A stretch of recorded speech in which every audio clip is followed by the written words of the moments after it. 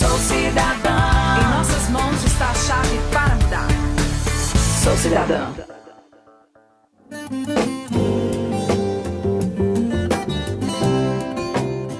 No Brasil, cerca de 22 pessoas desaparecem por hora, totalizando quase 200 mil brasileiros por ano, sendo que 40 mil têm menos de 18 anos. Pelo menos 10% desses nunca voltam para casa. Um drama que é compartilhado por diversas famílias e pode durar uma vida inteira.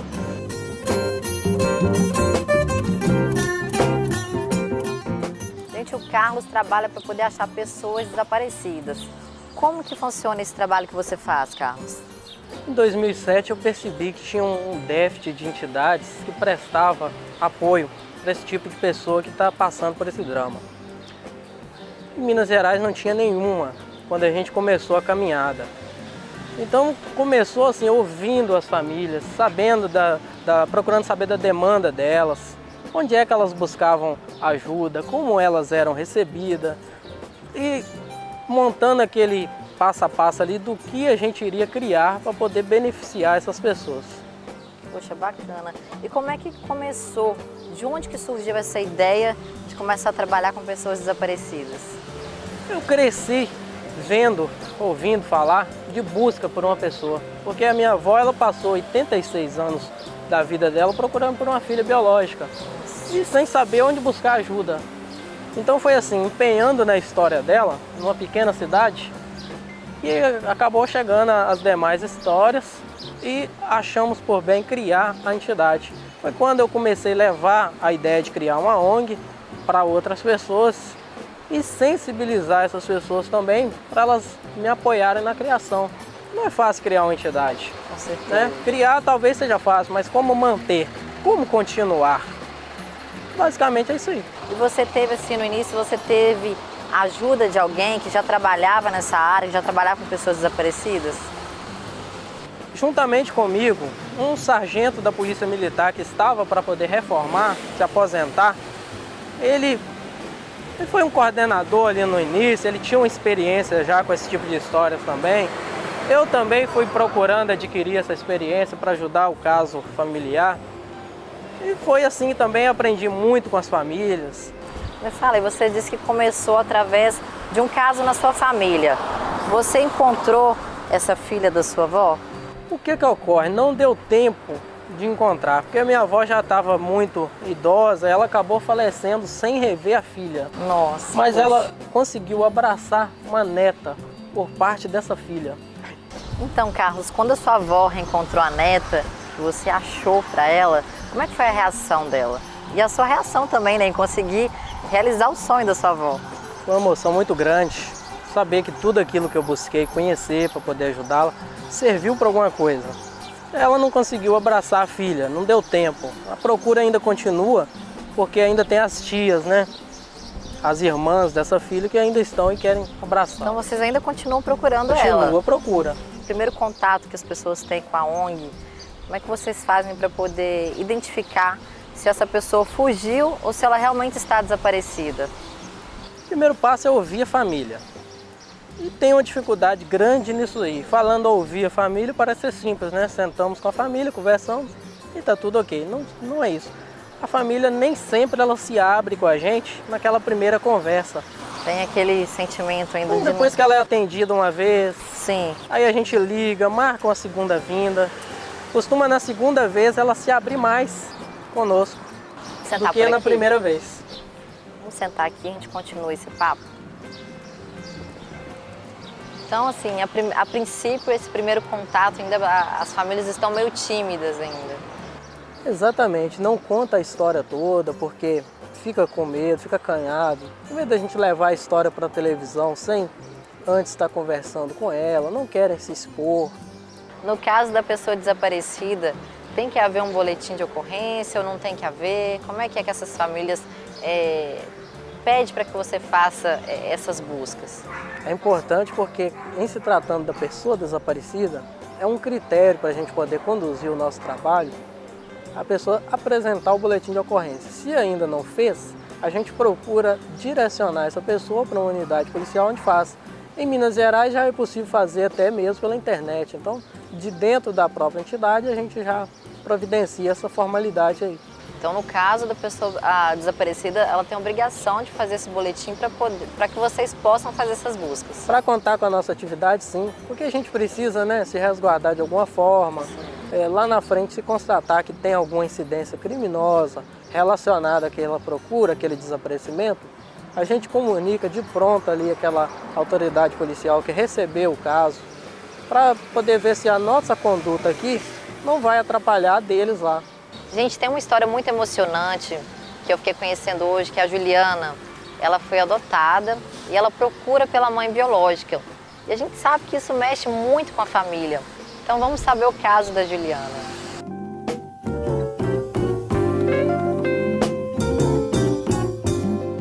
Minha história é, assim que eu nasci, minha mãe não pôde ficar comigo, ela que não tinha condição de estar me criando, ela me deixou com meu pai. Aí meu pai também na mesma situação falou que não tinha como de cuidar de mim, pegou, me enrolou numa mantilha e foi até o bairro Vila Isa e me deixou com ela, que hoje ela é minha mãe, que eu considero como mãe. Não, ela já está contando diferente, não foi. A minha irmã morou lá, ia na casa do pai dela, do pai da Juliana lá, que a sogra dela mora lá perto. Aí eu cheguei na casa dela, pegou e falou assim, mãe, tem uma menina ali que o pai dela está querendo dar ela para os outros. Aí eu falei assim, não, eu vou lá ver. Aí eu fui lá e peguei ela, né, com o pai dela. Ele pegou, foi comigo até no Vila Isa, né, nós registramos ela. Aí o caos foi assim. E hoje eu tenho um sonho. Meu sonho é de conhecer minha mãe. E ela tem que vontade de conhecer a mãe dela, né? E meus irmãos. Eu não sei paradeiro deles. Não importa o que ela fez comigo, eu tô aqui pra perdoar ela. E é muito triste se saber, sabe? Viver desse jeito.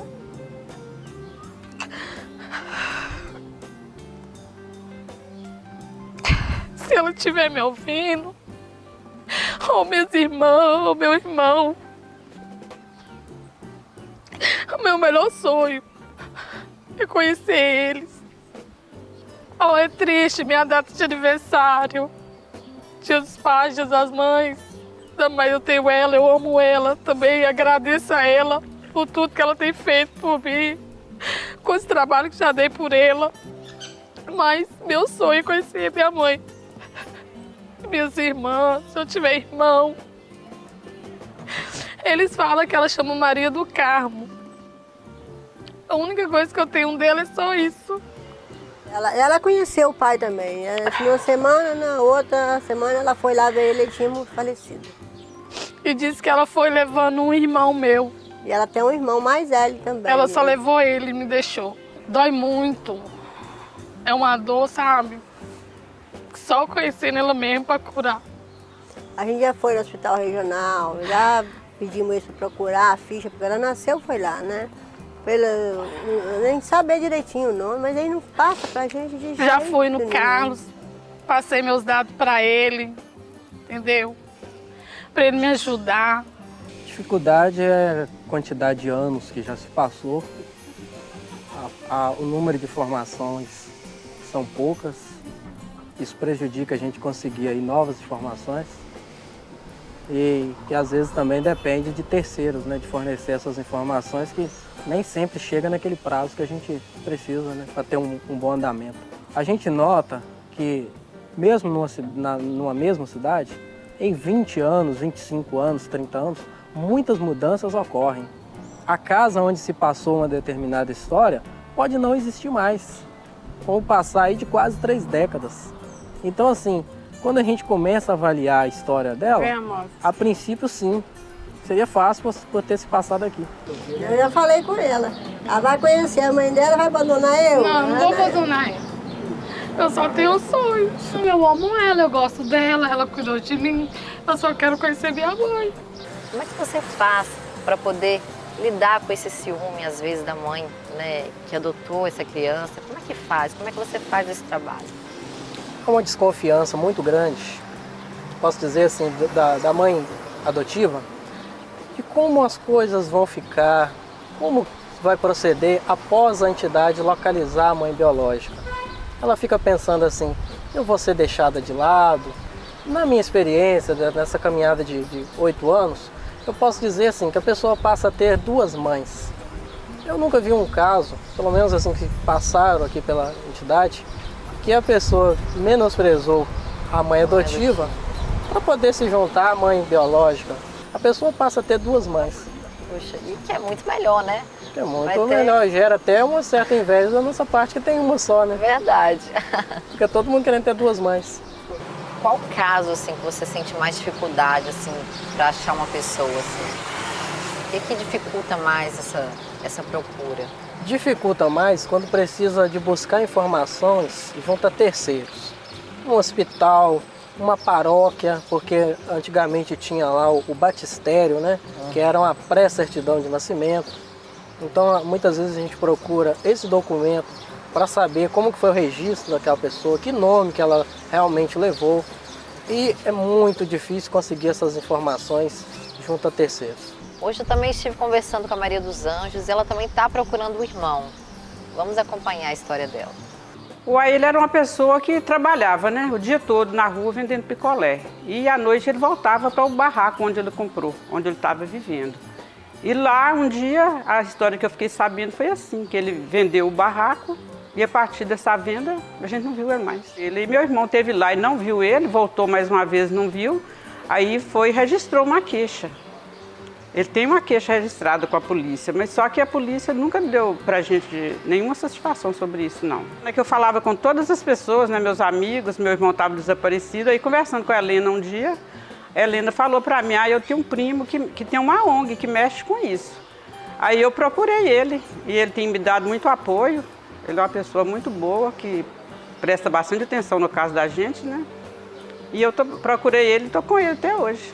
É muito ruim, porque todas as datas a gente tem aquele costume de estar reunido com a família, né? Então, todas as datas, igual ele sumiu, uma semana antes do Dia dos Pais.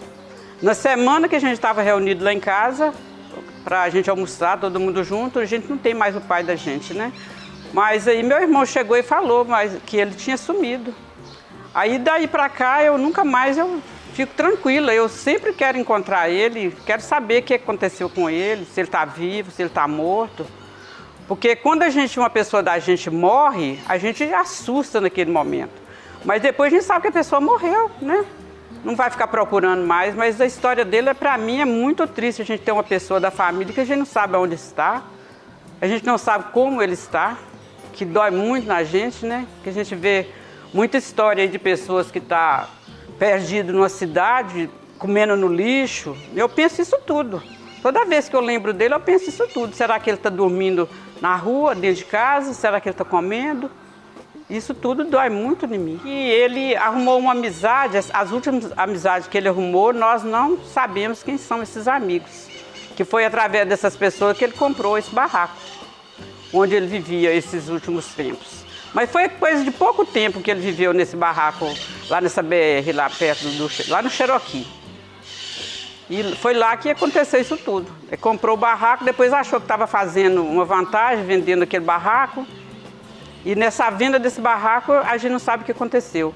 A polícia até nos aconselhou de olhar a conta dele no banco, porque ele era muito caprichoso de estar sempre guardando uma coisinha, uma poupança, né?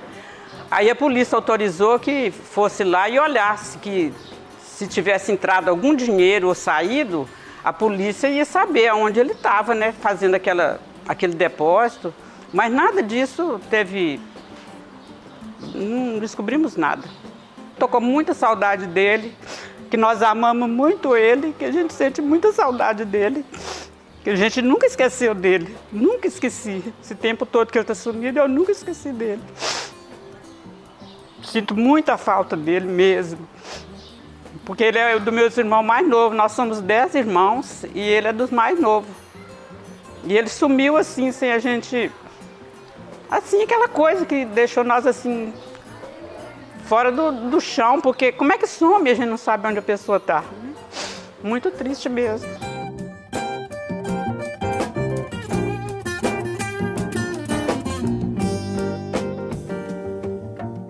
Pois é, no caso dessa história da Maria dos Anjos, que é um caso específico, como é que a ONG, né, procede nesse caso, por exemplo? A ONG ela conseguiu causar uma divulgação bem grande nesse caso. E com essa divulgação chegaram para a gente algumas informações. Mas infelizmente nenhuma dessas informações nos levou ainda ao atual paradeiro do irmão que ela procura. Vocês já têm alguma pista desse Hipótese. irmão dele, alguma hipótese? Olha, como eu te falei, chega informações para nós, né? Já chegaram até de que ele estaria morto. A gente fez uma verificação de um corpo, não se tratava dele. Então, assim, reacendeu a esperança dele estar vivo, não se confirmou ali, significa que a procura continua. E a gente procura fazer isso, checar tudo que chega. Toda a informação, por menor e menos provável que seja, ir lá e conferir. Por exemplo, eu também tenho um tio desaparecido. E ele desapareceu no Rio de Janeiro, faz mais ou menos uns 2 anos. Como que a ONG entraria para poder fazer esse trabalho de buscas? A gente teria que ouvir, né, um familiar que iria ficar de frente dessa procura. Geralmente a gente pede também para ouvir um familiar que tinha mais convívio, né, com esse tio, para saber como que era a vida dele lá, o que ele fazia, os itinerários que ele fazia ali, que ciclo de relacionamento que ele tinha. É um quebra-cabeça mesmo que a gente procura montar.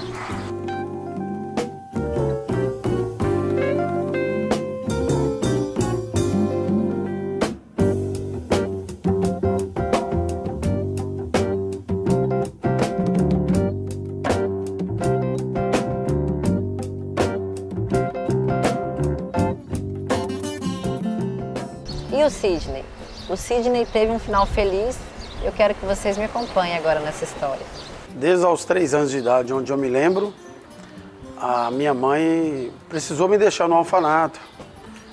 Eu sou nascido em Belo Horizonte, no Hospital Santa Mônica, e a minha mãe, por não ter condições de cuidar de mim, de me alimentar direito, precisou me deixar no orfanato, para que eu não morresse de fome e que ela pudesse cuidar de um outro irmão.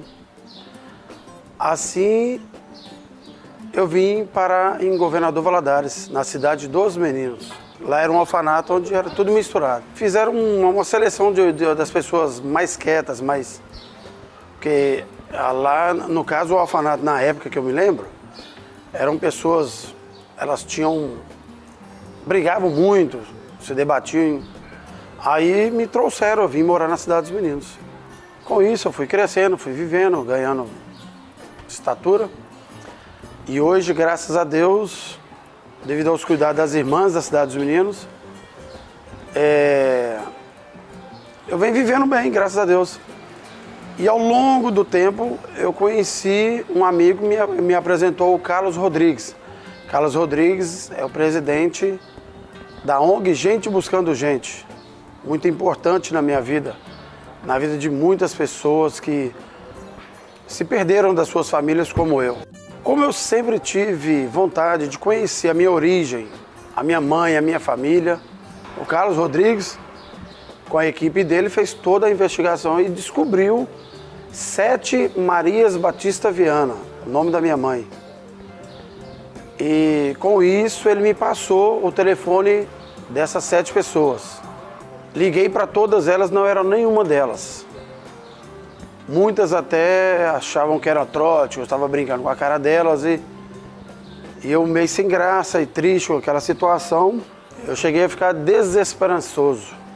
Graças a Deus, depois de 15 dias, ou 17 no máximo, o Carlos Rodrigues me ligou, me convidou a voltar na ONG, porque ele teria supostamente o telefone da minha mãe. Ele teria já um contato telefônico com a minha mãe, com o meu irmão, que eu não conhecia. Aí, com tudo isso, eu consegui falar com a minha mãe, lá em São Paulo. Eu falei, alô? Ela falou, oi filho, eu benção mãe, que eu sempre quis pedir a benção à minha mãe. Eu sempre quis receber a benção da minha mãe.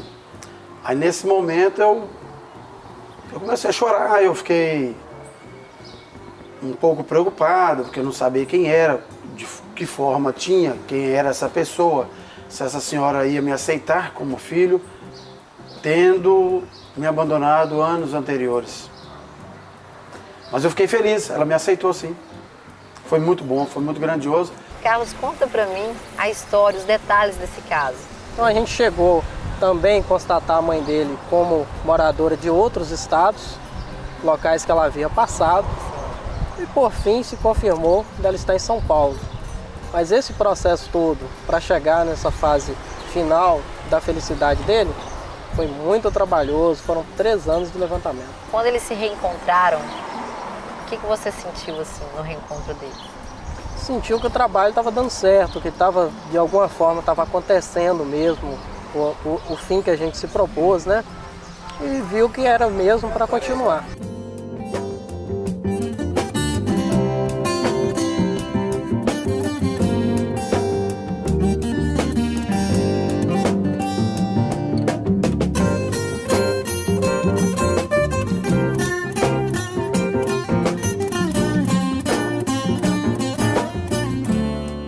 E agora eu quero te levar para conhecer a história de 2 pessoas que pediu a nossa ajuda. Então vamos lá. Então vamos. Vem com a gente.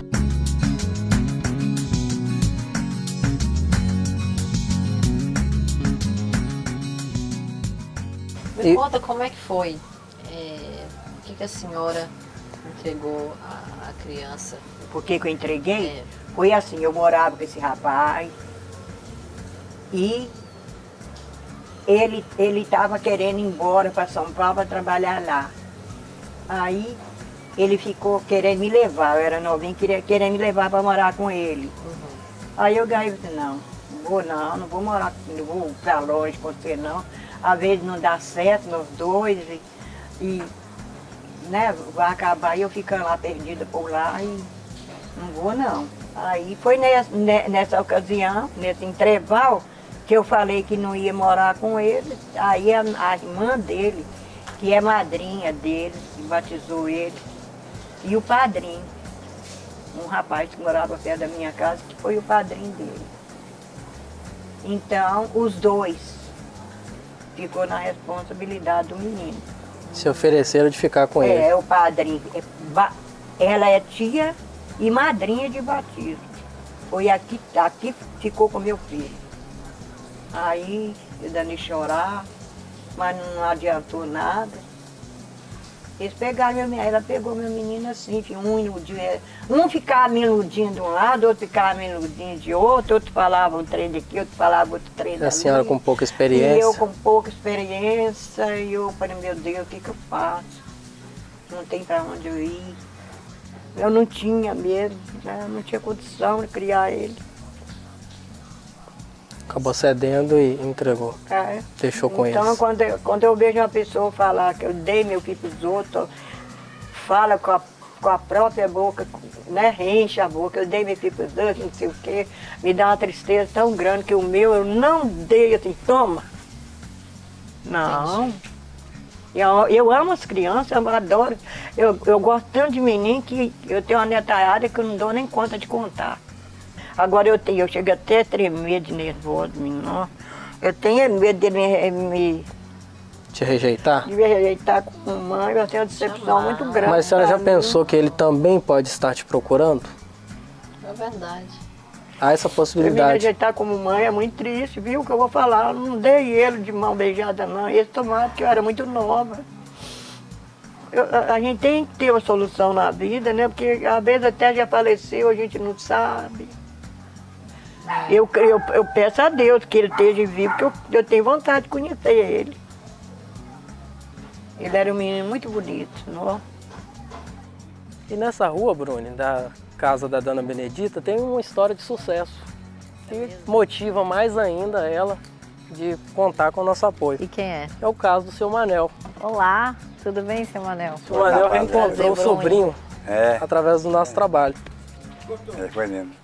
Esse é o seu Manel, né, de um dos casos que teve sucesso. Ele, através do nosso trabalho, conseguiu achar o sobrinho lá no estado de Goiás. Já vem conversando com esse sobrinho. Poxa, que bacana, seu Manel. Quando foi que o senhor perdeu esse contato com esse sobrinho do senhor? Esse contato foi em 74.